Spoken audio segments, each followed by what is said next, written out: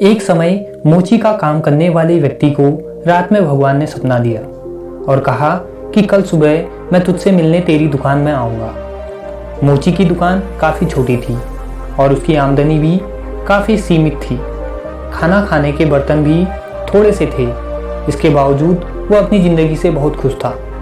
एक सच्चा, ईमानदार और परोपकार करने वाला इंसान था। इसलिए ईश्वर ने भी उसकी परीक्षा लेने का निर्णय लिया।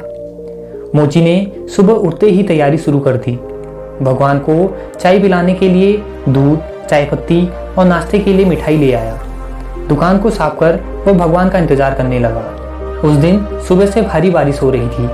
थोड़ी देर में उसने देखा कि एक सफाई करने वाली बारिश के पानी में भीगकर ठिठुर रही थी। मोची को उस पर दया आ गई और भगवान के लिए लाए गए दूध से उसको चाय बनाकर पिलाई। दिन गुजरने लगा।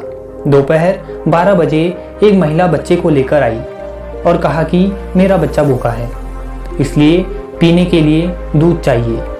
मोची ने सारा दूध उस बच्चे को पीने के लिए दे दिया। इस तरह से शाम के 4 बज गए। मोची दिन भर बड़ी बेसब्री से भगवान का इंतजार करता रहा। तभी एक बूढ़ा आदमी जो चलने से लाचार था आया और कहा कि मैं भूखा हूँ और अगर कुछ खाने को मिल जाए तो बड़ी मेहरबानी होगी। मोची ने उसकी बेबसी को समझते हुए मिठाई उसको दे दी। इस तरह से दिन बीत गया और रात हो गई।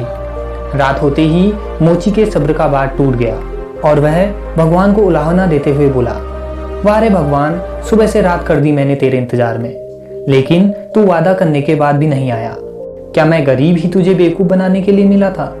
तभी आकाशवाणी हुई और भगवान ने कहा कि मैं आज तेरे पास एक बार नहीं 3 बार आया और तीनों बार तेरी सेवाओं से बहुत खुश हुआ और तू मेरी परीक्षा में भी पास हुआ, क्योंकि तेरे मन में परोपकार और त्याग का भाव सामान्य मानव की सीमाओं से परे है।